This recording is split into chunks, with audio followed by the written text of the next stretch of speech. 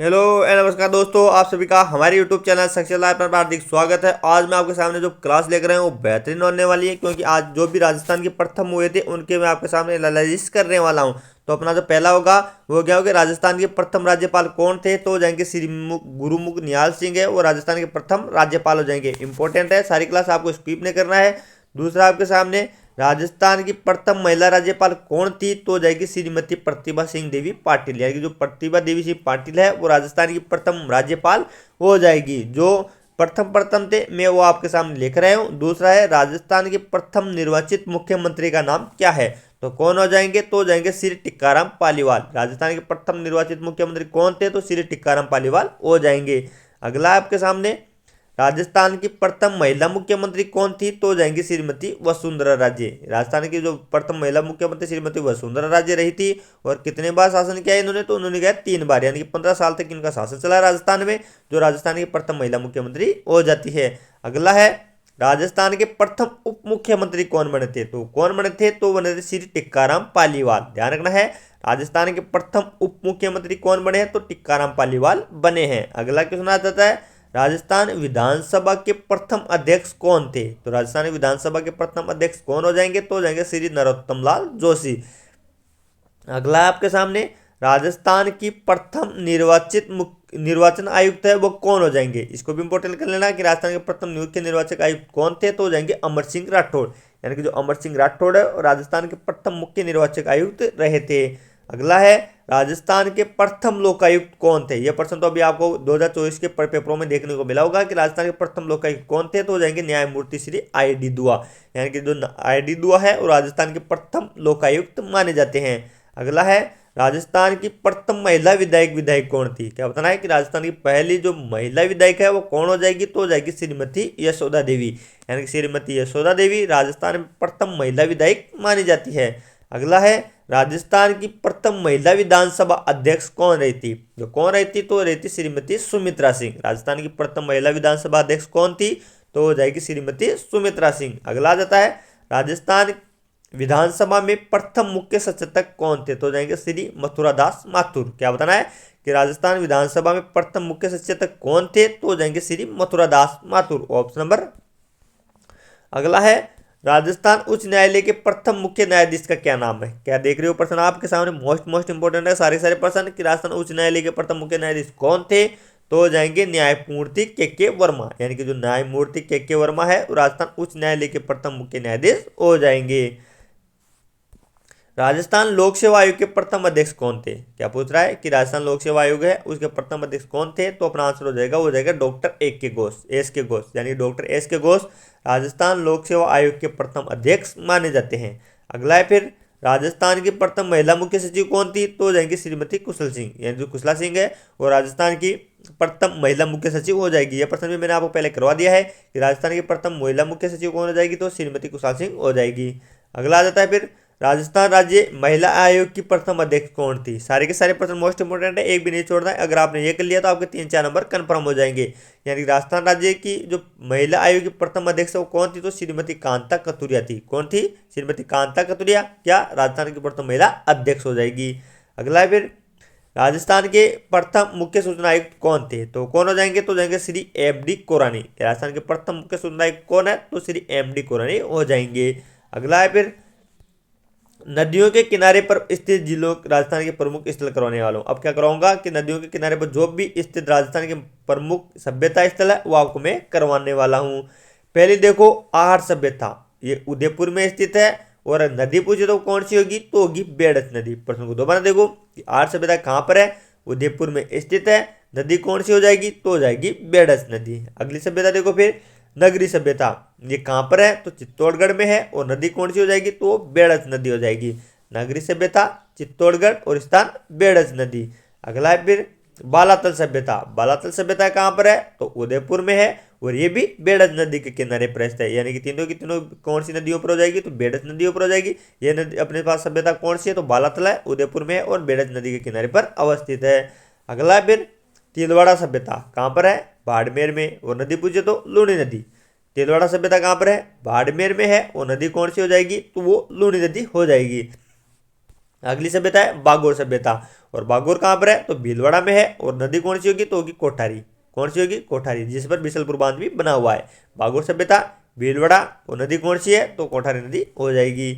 अगली सभ्यता है फिर गणेश सभ्यता, कहाँ पर है, सीकर में। और सब नदी कौन सी हो जाएगी, तो हो जाएगी कांतली नदी। गणेश सभ्यता कहाँ पर है, सीकर में है। नदी कौन सी है, तो वो कांतली नदी इसका सही आंसर होगा। अगली आ जाती है फिर बेरार सभ्यता, कहाँ पर है, जयपुर में। और नदी कौन सी होगी, तो होगी बाणगंगा नदी। बेरार सभ्यता कहाँ पर है, जयपुर में है। और नदी कौन सी है, तो बाणगंगा नदी हो जाएगी। दोबारा देखो, बेरार सभ्यता, जयपुर, और नदी बाणगंगा नदी। अगला है फिर सुनारी सभ्यता, जो परीक्षा में बहुत बार आ चुकी है कि सुनारी सभ्यता कहाँ पर है, झुंझुनू में है।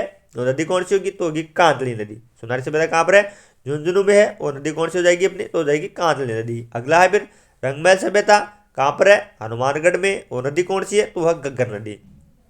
रंगमहल सभ्यता कहाँ पर है, हनुमानगढ़ में है। और नदी पूछे तो घग्गर नदी। अगली सभ्यता है गर्दरा सभ्यता, कहाँ पर है, बूंदी में। और नदी कौन सी होगी, तो होगी छाजा नदी। सभ्यता कौन सी है, गर्दरा सभ्यता, कहाँ पर है, बूंदी। और नदी कौन सी, छाजा नदी। अगली है जो परीक्षा की दृष्टि से मोस्ट इंपॉर्टेंट है, इसके बारे में तो बहुत सारे प्रश्न छप भी चुके हैं कि कालीबंगा सभ्यता कहाँ पर है, हनुमानगढ़ में है। और नदी पूछे तो घग्गर नदी। दोबारा देखो, कालीबंगा सभ्यता कहाँ पर हो जाएगी, तो हनुमानगढ़ में हो जाएगी। और नदी कौन सी है, तो घग्गर नदी हो जाएगी। नेक्स्ट क्वेश्चन है राजस्थान में राष्ट्रपति शासन, यानी कि राजस्थान में अब तक कितनी बार राष्ट्रपति शासन लग चुके हैं, तो 4 बार राष्ट्रपति शासन लग चुका है दोस्तों। क्या पूछ रहा है प्रश्न, राजस्थान में कितनी बार राष्ट्रपति शासन लगा है, तो अब तक 4 बार राष्ट्रपति शासन लगा है। तो पहला कब लगा था, ये देखो आप, तो ये जो प्रथम राष्ट्रपति शासन लगा था वो लगा था 13 मार्च से 26 अप्रैल 1967 तक। कब लगा था, प्रथम 13 मार्च से 1967 से 26 अप्रैल 1967 तक।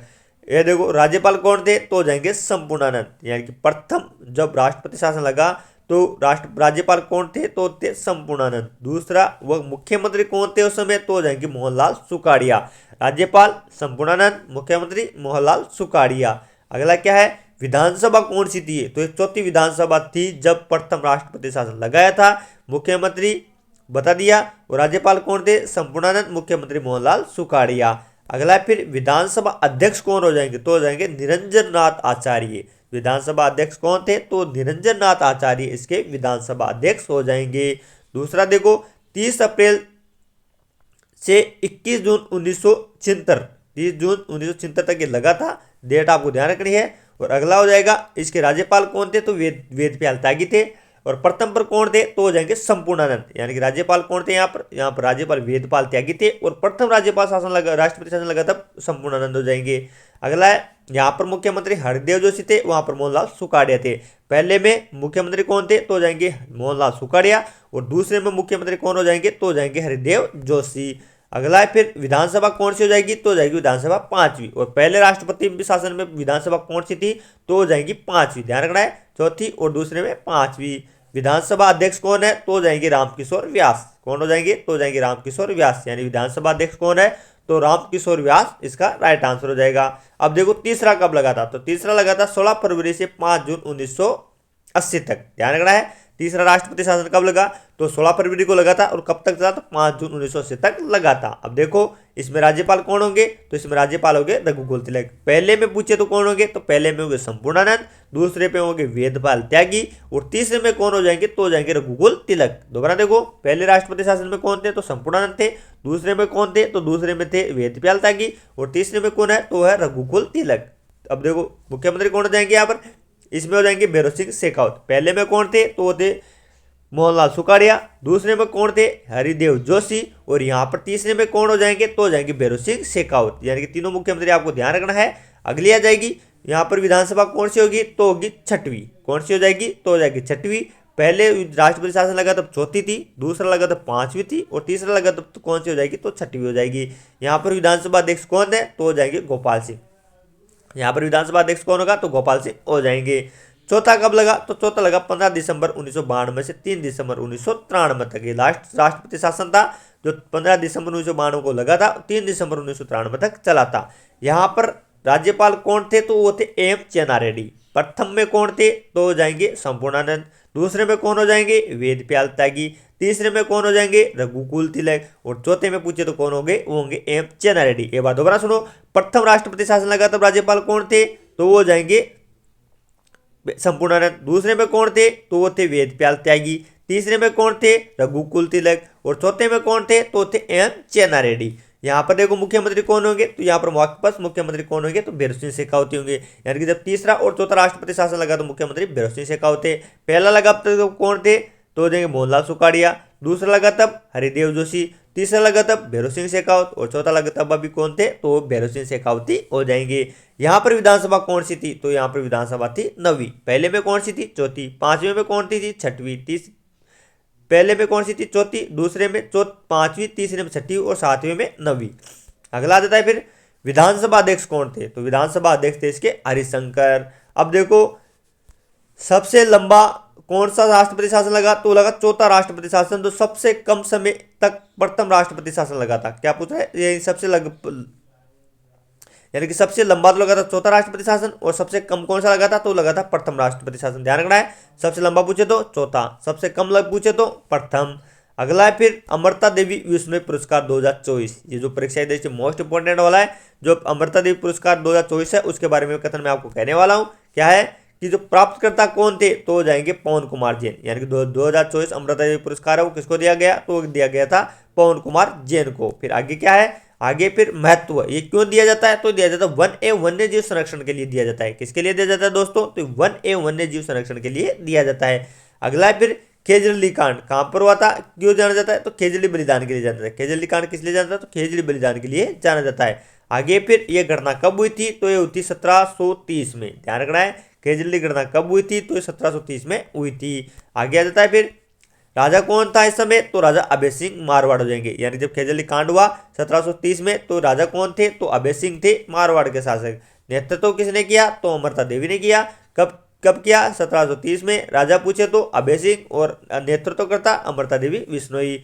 आगे है शहीदों की संख्या कितनी हो जाएगी, तो हो जाएगी 363। 363 महिलाएं हो जाएगी।